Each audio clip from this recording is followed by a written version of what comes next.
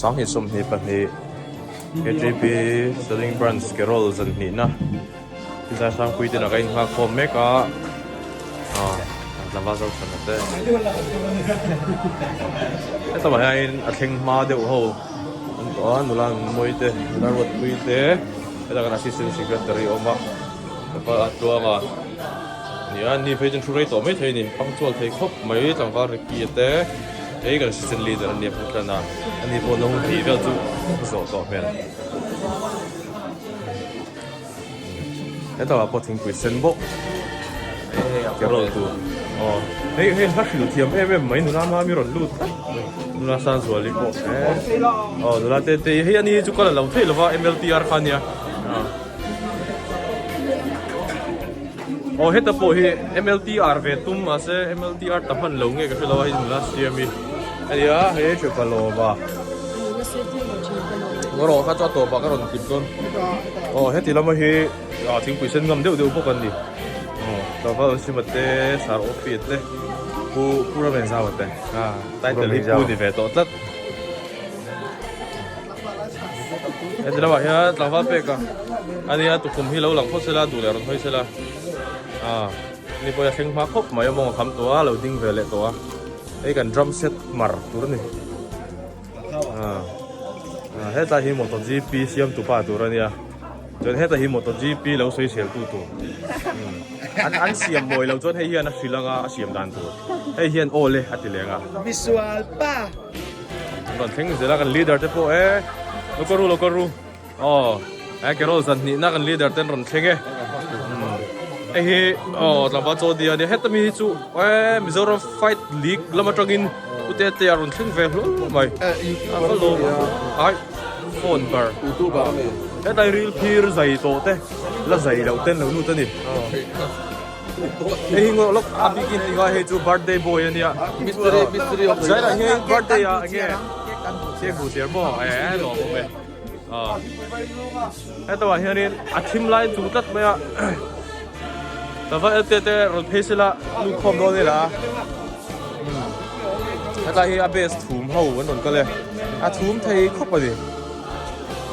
ฮ้ยแต่โนบีแต่พอรถถึงเป็นเสร็จละรถโดหาให้ไปดู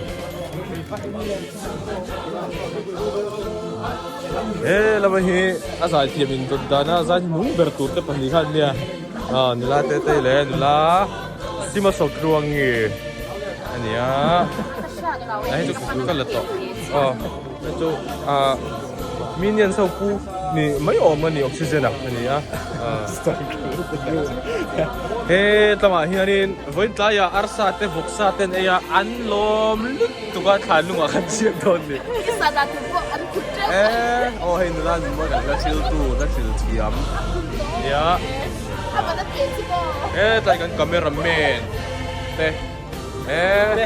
kan vokalis band vokalis turun tu kau lawin tu pernah kan itu. Tadi seling kuah kiper trapper tu bola. Tambah dia. Tambah susah kan masa ni jadi. Aaron tempat nulas mana? Nulas Kristi dah hoilok. Vibe aku lama tragin. Aaron troy vang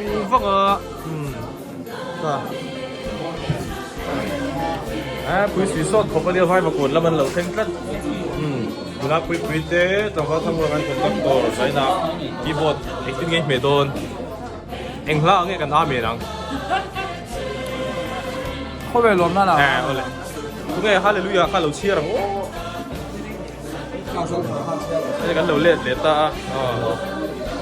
tapi Kristen dulu, ya, udah dia tu, nanti kalau dom belum lewat tu,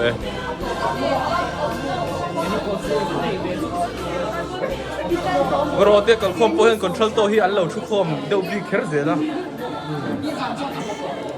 Kalau orang cakap, hey so kim Kristi kan ni je, hey Kristi ni ni. Look ni kasih non le don, kan di lepek China, MLTR. Concert nak main dengan subdok Weber. Putar concert di sana kan dengan. Ni mo. Ceiling so strong di kanan mati draw.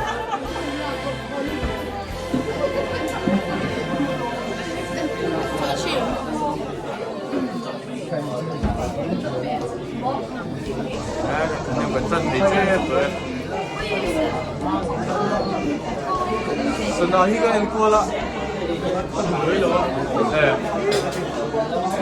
Dariet kan dia. Dariet lagi mau. Dariet ciet ciet rita.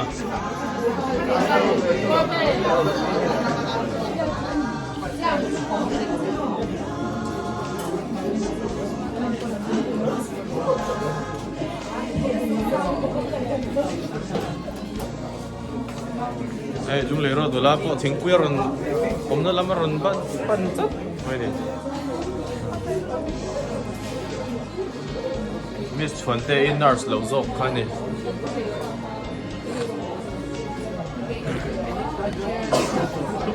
Vậy và cũng là trong anh rồi số nào cũng có của em, nhưng mà car varin mình lâu số, không lo, đúng anh driver đấy.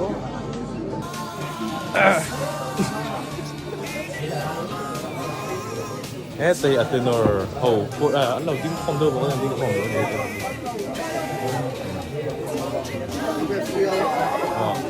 cái xuống được được cái phần nha cái rồi anh lần về là nó nằm cắt này hết đây hey Sarvopia anh cậu là school principal này hi cho nên cái soundman tới lâu rồi sound cũng khỏe thấy đó đâu làm va sự gì à mấy nó là sao đây? Đó là cần phải tìm một cái đó đi. Còn bây giờ tuần rồi đây là thì cái giờ nó sợ cái giờ nó nằm gần ít ta cần chào biết là nó bao cho nên cần ngay lấy mà cần dài tôi có cần dài môi lấy mà lòng lấy mà thì cho dân là hiền cần hun tốt na lòng đi đâu ta thấy tốt anh chụp lại đây là phần cần phải cần ok cái phim nó cuối nó thua đi cần làm để tụi nó ngay tay là mình cũng cho mình mua sấy tay là cái nó sử dụng đồng chôn ngoài thằng số cái là chụp ngoài chôn cũng cho nó cần mong cần mình mong dùng tụi nó ngay là sao này cái là sao mà ngày rồi nên thì mình ra cần cái lòng lâu đều con cái này là còn thì cần có phim lắm tục lâu à mà cho cần có bằng ai xí à hiện là cái hàng hôm nay hiện chúng ta cần giải rất tăng à cần là bu cái xí mà cần bằng anh có về lồng nan cần sáng à cho nên mình hiện rồi mình na hiện chúng sống pali giải tụi cần này à là với sống thì pasal sẽ tụi nó mình na xí mà này chú anh mi ba cái hiện cái piro môi sung tên mi hiện nghe na cần làm mà mình giải sắc lắm theo tí nó mình nghe na mình phải tu tên anh mình nghe ngồi em à thì nó là chú giờ đang công dụng sắc mấy ngút anh tiêu vàng in hay là hiện pi siro môi tên kan belanga thì chọn chui ba cái chọn kanu pate upalian chi sung tên anh đi point internet tu takin min long ngen về boka anh đi post lại trong kan kai pa in kan zai le mấy tu ra ngai ta ila sung tên chuan dân em muốn sống pasal ya kan zai don tina ni a la chu la som ni le pakwa chu som ni le pakwa kan zai don tina ni chu chuan heta kan hun kan man zo hian among la tang kon kan tran sawanga pucha chenga ten ran ka han tran sawanga chuan do kon lama kan kal sawanga upa ning lawa in khangin kan kalanga heta hian le in piro moi te na kan zai nga tang chu step a chawin ka ta khi lai deuh leka de sanga kan chho tlang vang maya ka han chho zai ngot kha chu le lampang an nom lo zo ke darin ama din dol kon te han zai ngal nan chuanin alo la ma deuh lekin darin ama veng sang lam trai kan chan le ve thunga pu choi lo ten ko ta tangin ti chuan kanu pa te in lam pan zon kan thei mai nga do kon lama ta zai tha in te chuan chho kala ma kan lu chho thei tur ngai la thange